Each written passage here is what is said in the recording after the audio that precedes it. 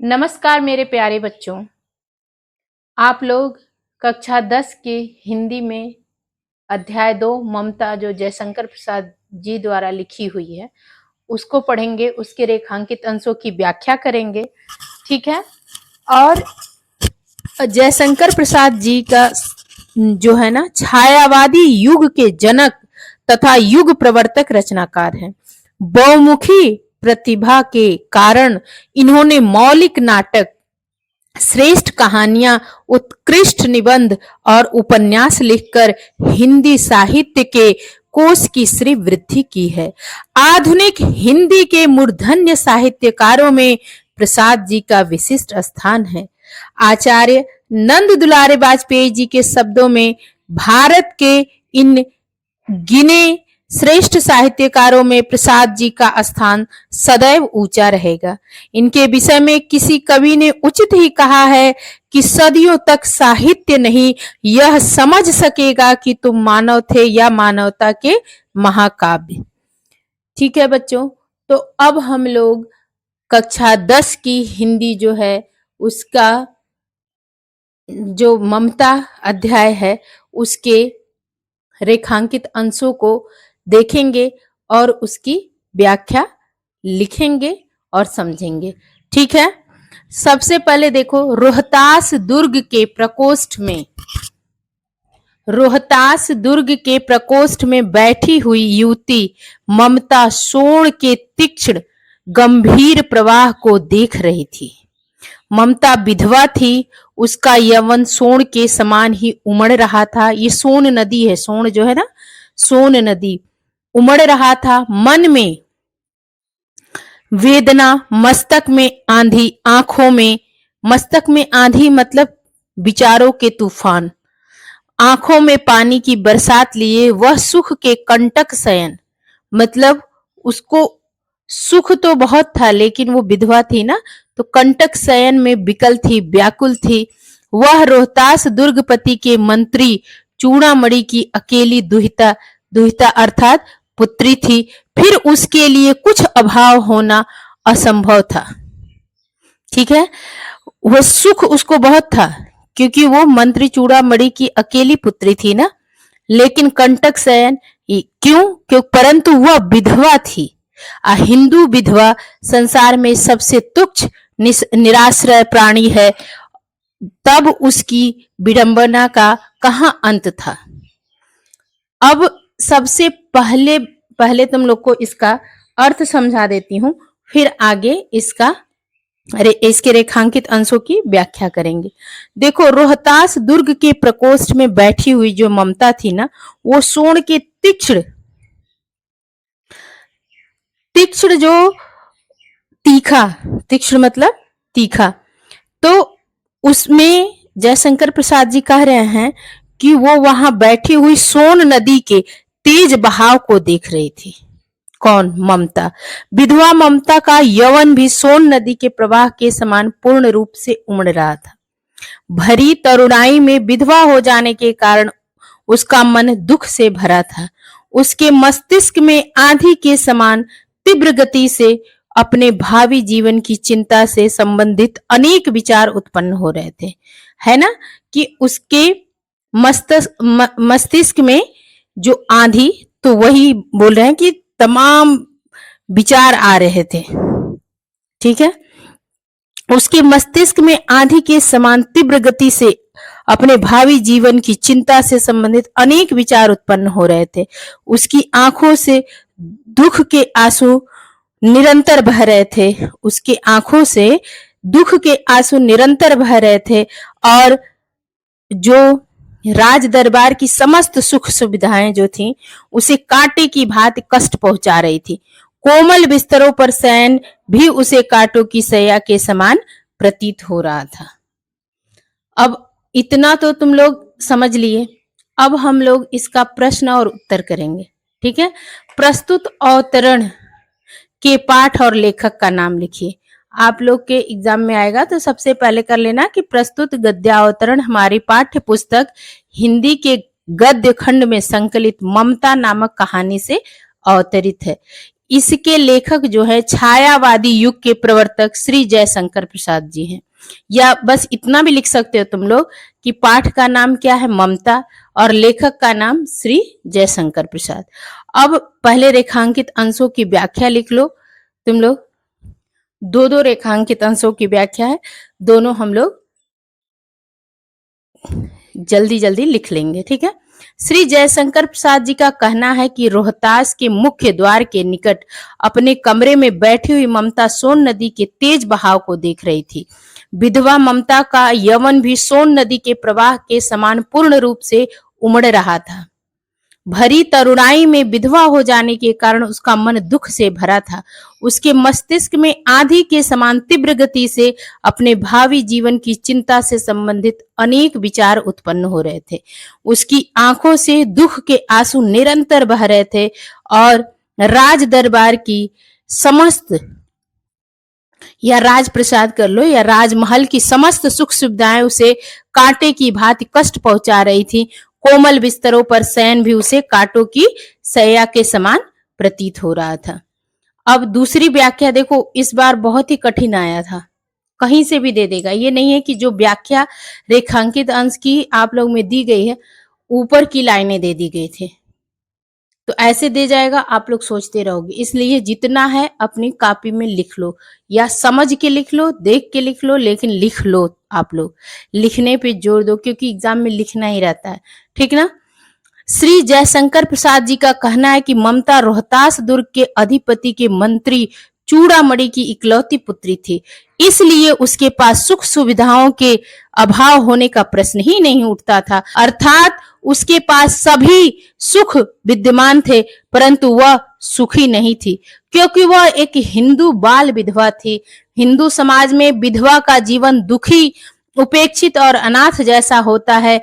इस कारण उसका जीवन उसके लिए भार बन जाता है। संसार की सभी सुख सुविधाएं भी उसको शांति प्रदान नहीं कर पाती। ऐसी ही विकट परिस्थितियों से युक्त ममता के कष्टों का भी अंत नहीं था।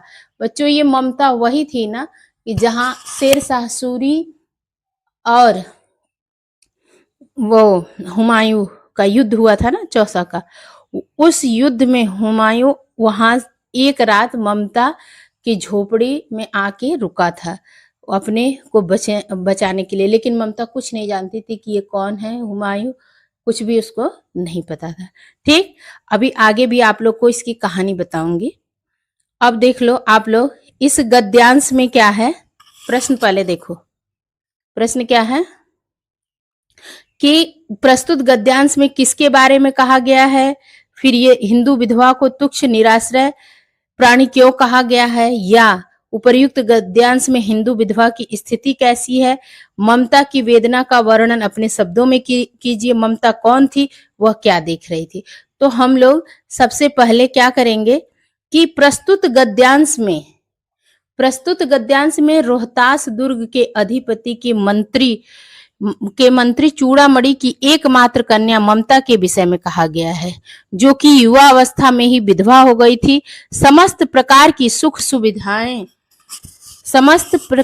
सुख सुविधाओं की उपलब्धता होने के बाद भी उसकी परेशानियों का अंत नहीं था। अब दूसरा क्या है, दूसरा प्रश्न क्या है आपका कि हिंदू विधवा को तुच्छ निराश्रय प्राणी क्यों कहा गया है। अब देखो, सामाजिक परिस्थितियों के कारण आज भी हिंदू समाज में विधवा का जीवन दुखी, उपेक्षित और अनाथ जैसा होता है। इस कारण उसका जीवन उसके लिए भार स्वरूप हो जाता है। इसी कारण से हिंदू विधवा को तुच्छ निराश्रय प्राणी कहा गया है। आप लोग को पता होगा कि राजा राम मोहन राय ने ये विधवा पुनर्विवाह की प्रथा लाई थी। ठीक, नहीं तो पहले सती हो जाते थे लोग, अगर जिसके पति का देहांत हो गया तो वो पति के साथ ही सती हो जाता था। ठीक, अब तीसरा क्या प्रश्न है, तीसरा है कि ममता की वेदना का वर्णन अपने शब्दों में कीजिए। चलिए हम लोग लिख लेते हैं। ममता लड़की है किसकी, चूड़ामणि की। ममता रोहतास दुर्गपति के मंत्री चूड़ामणि की इकलौती पुत्री थी। उसके पास सुख के समस्त साधन विद्यमान थे, फिर भी उसके मन में पीड़ा थी। मस्तिष्क में विचारों की आंधी चल रही थी। आंखों में आंसुओं की झड़ी थी और आरामदायक सैया भी उसे कांटों की सैया के समान पीड़ा पहुंचा रही थी। अब चौथा प्रश्न क्या है कि ममता कौन थी, वह क्या देख रही थी। चौथा प्रश्न है कि ममता कौन थी और वह क्या देख रही थी। तो ममता रोहतास दुर्ग के अधिपति की मंत्री चूड़ामणि की इकलौती पुत्री थी जो विधवा हो गई थी और राजमहल के मुख्य द्वार के निकट अपने कमरे में बैठी हुई वह सोन नदी के तेज बहाव को देख रही थी। ठीक, अभी तक तो आप लोग को सारी चीजें समझ में आ गई।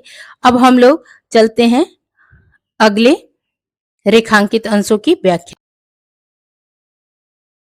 हे भगवान, तब के लिए विपद के लिए इतना आयोजन, परम पिता के इच्छा के विरुद्ध इतना साहस। पिताजी, क्या भीख न मिलेगी? क्या कोई हिंदू भूपृष्ठ पर न बचा रह जाएगा जो ब्राह्मण को 2 मुट्ठी अन्न दे सके? यह असंभव है। फेर दीजिए पिताजी, मैं कांप रही हूँ। इसकी चमक आंखों को क्या बना दे रही है? अंधा बना दे रही है। देखो बच्चे, ममता की दूसरा जो रेखांकित अंशों की व्याख्या है वो हम करेंगे। सबसे पहले आप लोग को ना ये जयशंकर प्रसाद जी द्वारा लिखित ममता कहानी का सारांश बता देती हूँ, तो फिर और आसान लगेगा आप लोग को। इस कहानी का मुख्य पात्र जो ममता है वो रोहतास दुर्गपति किले के मालिक के मंत्री की इकलौती पुत्री है। कौन? ममता, और जो कि विधवा है। इस कहानी के माध्यम से लेखक ने ना यानी जयशंकर प्रसाद जी ने हिंदू समाज में विधवा स्त्रियों की असहाय और दयनीय स्थिति का वर्णन किया है।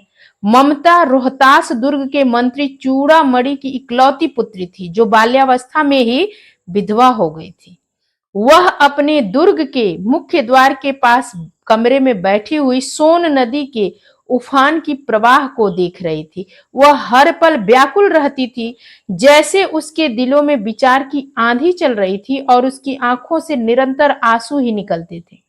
पिता के मंत्री होने के कारण ममता को धन दौलत की कोई कमी नहीं थी, किंतु बाल विधवा होने के कारण उसको मानसिक सुख की प्राप्ति नहीं हुई।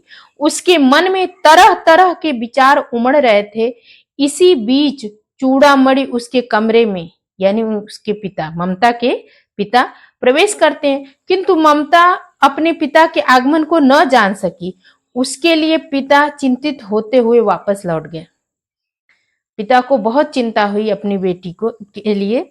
एक पहर के बाद जब चूड़ामणि ने थालों में सोना लिए, ये तभी की बात है, आप लोग को सारांश बता रही हूं और ध्यान से सुनते चलना कि एक पहर के बाद चूड़ामणि ने थालों में सोना लेकर ममता के पास आए और उसके पीछे 10 सैनिक थे। ममता ने उन लोगों के आगमन पर सवाल पूछा कि इतना सोना कहां से आया? तो पिता ने जवाब दिया कि यह तुम्हारे लिए क्या है? उपहार है।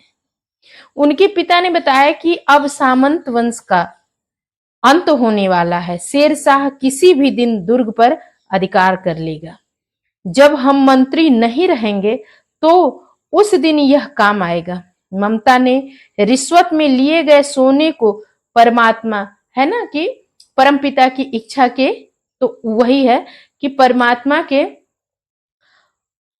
शेरशाह किसी भी दिन दुर्ग पर अधिकार कर सकता है। जब हम मंत्री नहीं रहेंगे तो उस दिन यह काम आएगा। क्या? ये जो थाल में सोने इतने सब लेके आए हैं सैनिक ना, वो ममता ने रिश्वत में लिए गए सोने को परमात्मा की इच्छा के विरुद्ध दुस्साहस माना और पिता से कहा कि लौटा दीजिए। हम ब्राह्मण हैं, हम सोने लेकर क्या करेंगे? बहुत ही स्वाभिमानी औरत थी ममता, लड़की थी। क्या जब बुरे समय में कोई हम ब्राह्मणों को 2 मुट्ठी अनाज नहीं देगा? बेटी के इस व्यवहार से दुखी होकर चूड़ामणि चले गए। दूसरे दिन रोहतास दुर्ग के गेट पर डोलियों की कतारें आ रही थी। तब ब्राह्मण जो था चूड़ामणि से रहा न गया। उसने डोलियों के आवरण हटाने के लिए कहा। इतने में पठानों ने इसे महिला का अपमान समझा और तलवार निकालकर चूड़ामणि को मार दिया। रोहतास के राजा, रानी और खजाना सभी पर शेरशाह सूरी का कब्जा हो गया। देखो, चौसा की लड़ाई मुगल सम्राट हुमायूं और अफगान शेरशाह सूरी था ना, 26 जून 1539 को हुआ था, जिसमें शेरशाह विजयी हुआ था। ठीक है, तो ये तभी की बात है। और शेरशाह सूरी का कब्जा हो गया, किंतु ममता उनकी हाथ न लगी। जो भी पठान सैनिक थे पूरा उनका दुर्ग देख लिया, लेकिन ममता वहां से गायब हो गई थी। उसके बाद काफी समय बाद बनारस में धर्म चक्र, जो बिहार से बने मौर्य और गुप्त सम्राटों की कीर्ति स्तंभ था, जो अब खंडहर बन चुके, वहां वृक्षों की छाया में बैठी ममता पाठ कर रही थी। क्या कर रही थी? पाठ कर रही थी। अचानक उनका पाठ रुक गया। उनके पास एक हताश सा एक व्यक्ति आया और माता मुझे आश्रय दो कहकर शरण में आ गया। ठीक है, उसने बताया कि वह शेरशाह सूरी के द्वारा हराया गया है। और ये कौन था बच्चों? हुमायूं। ममता को उसके अंदर क्रूरता और रक्त की प्यास दिखाई दे रही थी। ममता ने कहा कि मेरी कुटी में जगह नहीं है। इतने में वह बेहोश होकर वहीं गिर गया। ममता ने पानी देकर उसकी जान बचाई। ममता के द्वारा अपने पिता का पठानों द्वारा किया गया हत्या याद आया, फिर भी वह अतिथि की सेवा कर्तव्य समझकर अपने कुटिया में विश्राम करने के लिए कहे। मुगल ने ममता का प्यारा चेहरा देखकर मन ही मन प्रणाम किया और ममता पास के खंडहर में चली गई। अगले दिन सुबह बहुत से सैनिकों ने ममता को इनाम देने के लिए उस ममता को खोजे, लेकिन ममता जब नहीं मिली तो शाम को मुगल अपने अधीन सैनिकों से कहा कि मैं उस स्त्री को कुछ नहीं दे सका, यहाँ उसकी झोपड़ी की जगह उसके लिए महल बनवा देना। यह कहकर वह वहां से यानी हुमायूं वहां से चला गया। यह सब ममता खंडहर से देख रही थी।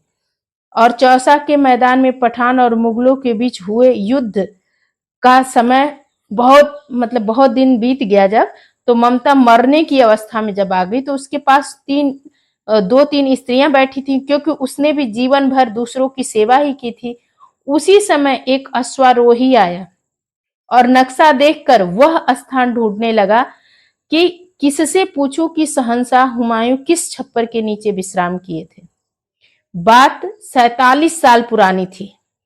तब ममता ने बताया कि मुझे पता नहीं कि वह कौन था, किंतु एक मुगल ने यहाँ रात बिताई थी। मैं जीवन भर अपनी झोपड़ी टूटने से डरती रही। वो स्वाभिमानी थी, स्वावलंबी थी। उसको ये लगा कि ये मेरा जो झोपड़ी है ये गिरा के यहाँ महल बन जाएगा, जो कि वो चाहती नहीं थी। लेकिन अब उसके मरने का समय आ गया, उसकी सांसें रुक रही थी और वो मर गई।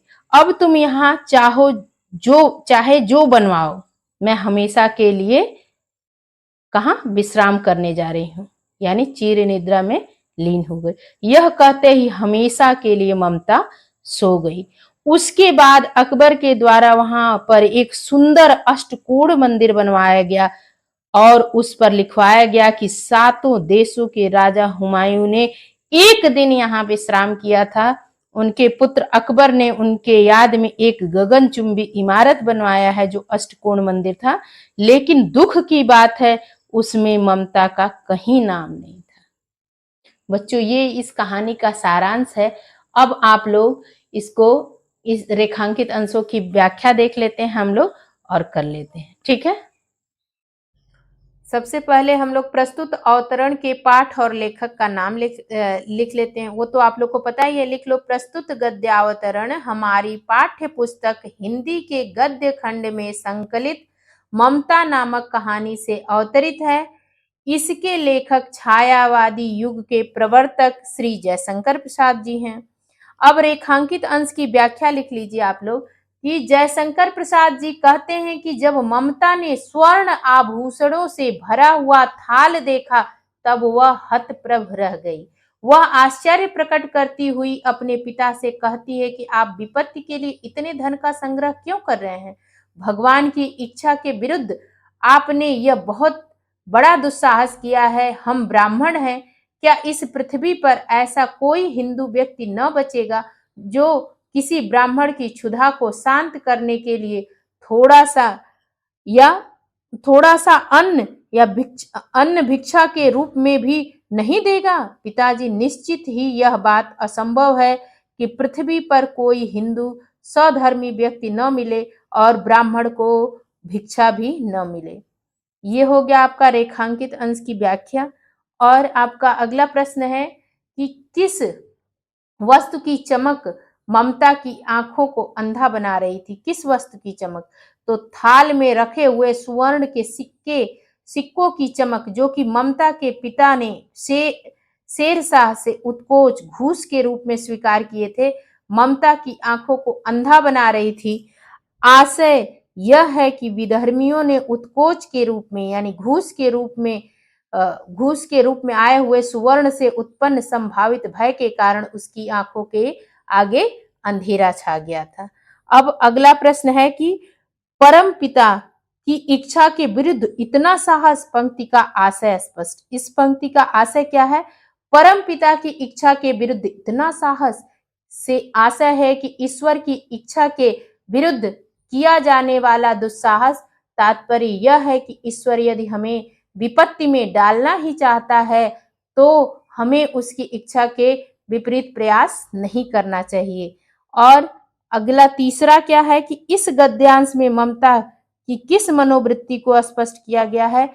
तो इस गद्यांश में ममता की निर्लोभता, अनुचित धन के प्रति विमुखता तथा ईश्वर व ब्राह्मणत्व में विश्वास की मनोवृत्ति को स्पष्ट किया गया है।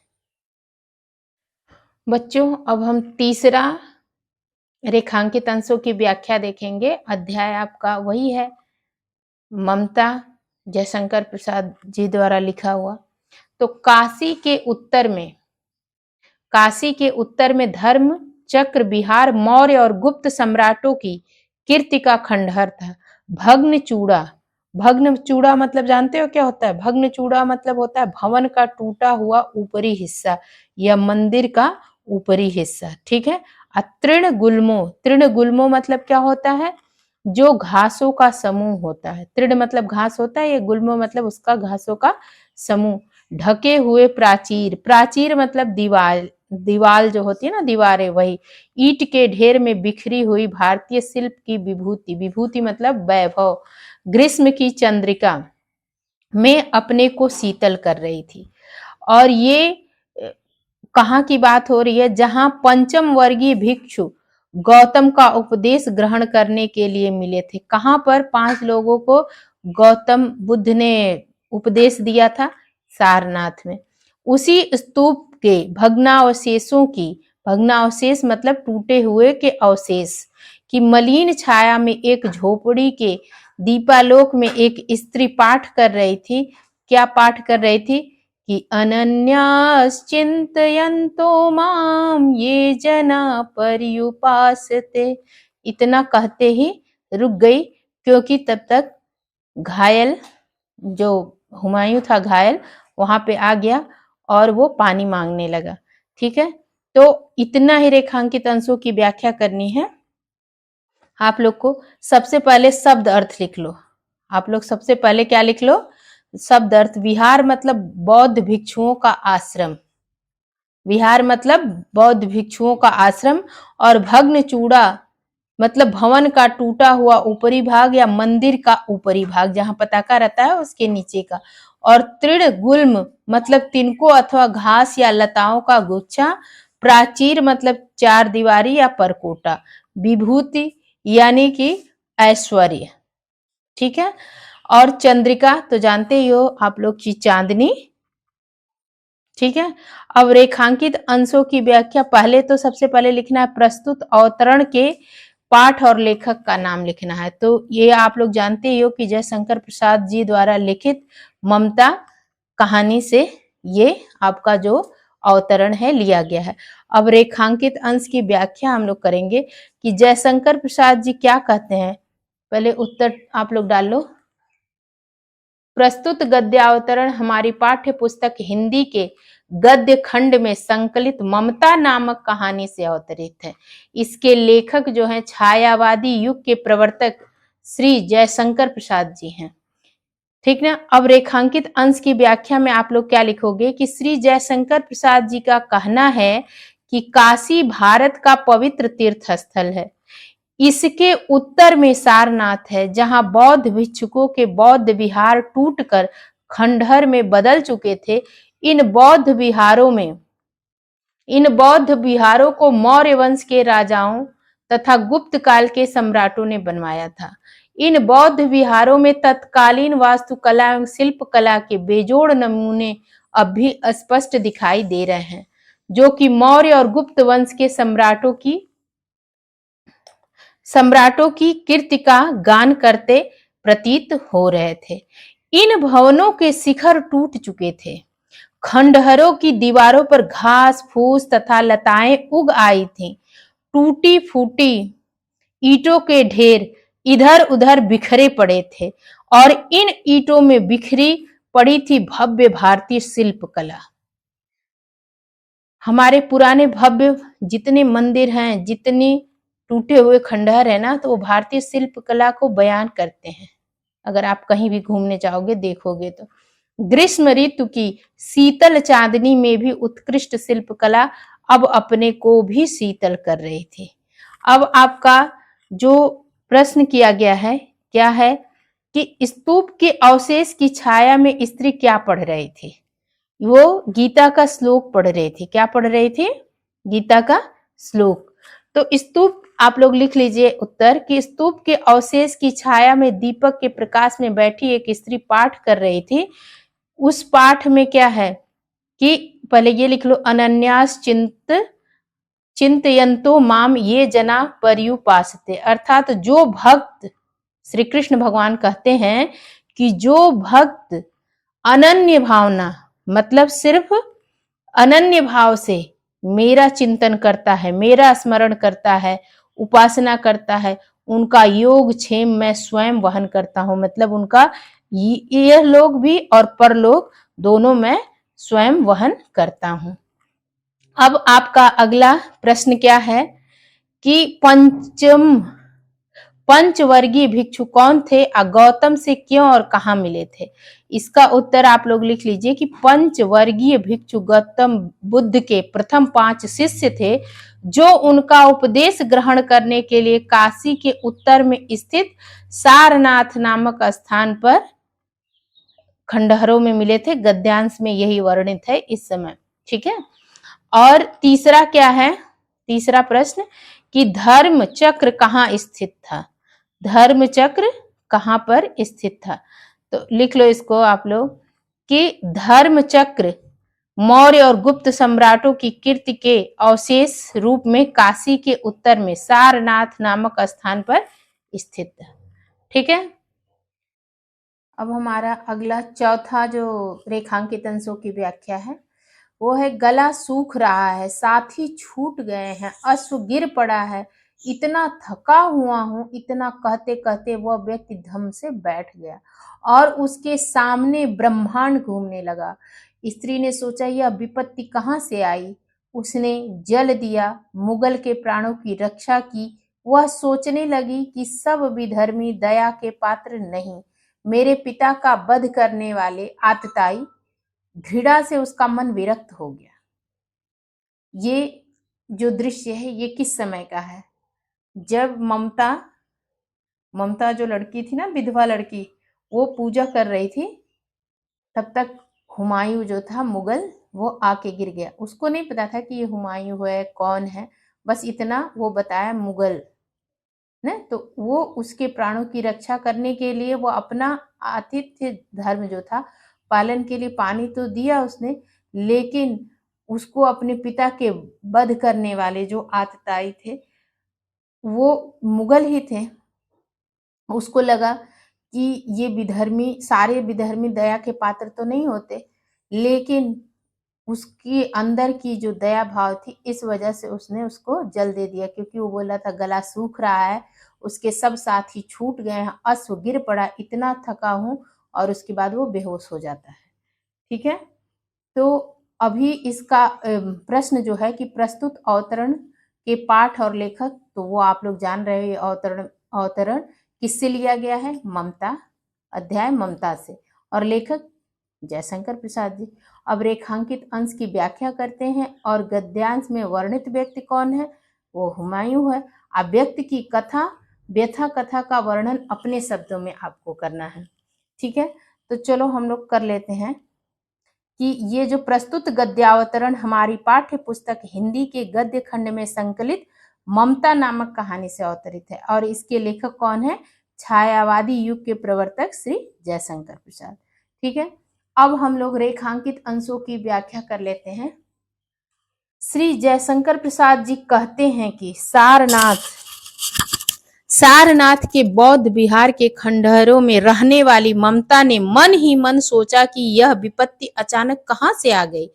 ममता ब्राह्मणी थी, उसे हुमायूं पर दया आ गई।